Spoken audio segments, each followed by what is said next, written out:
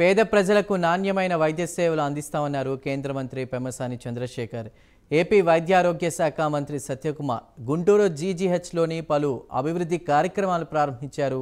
గుంటూరు ప్రభుత్వ ఆసుపత్రి పేదలకు సేవలు అందించడంలో ముందున్నారన్నారు మంత్రి సత్యకుమార్. ఇక నాట్కో ఫార్మా కంపెనీ ఆధ్వర్యంలో అనేక అభివృద్ధి కార్యక్రమాలు జరుగుతున్నాయని చెప్పారు.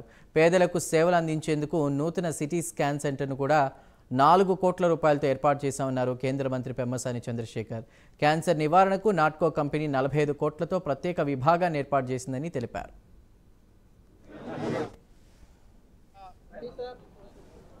ఆంధ్రప్రదేశ్లో ఉన్న గవర్నమెంట్ జనరల్ హాస్పిటల్లో గుంటూరు ఆసుపత్రి ప్రథమ స్థానంలో ఉంది.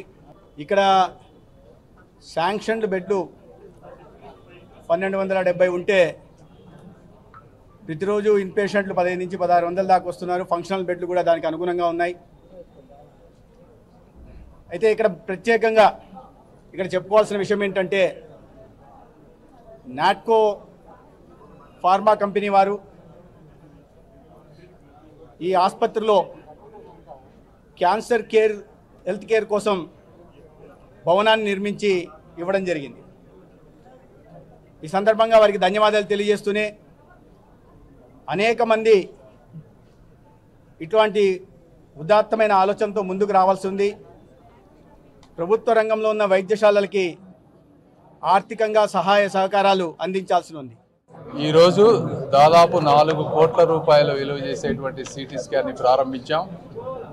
అదేవిధంగా ఇక్కడ ఇంతకు ముందు ఒక సిటీ స్కాన్ ఉండేది, అది రిపేర్లో ఉండి గత 2 సంవత్సరాలుగా పేద ప్రజలు ఇబ్బంది పడ్డారు.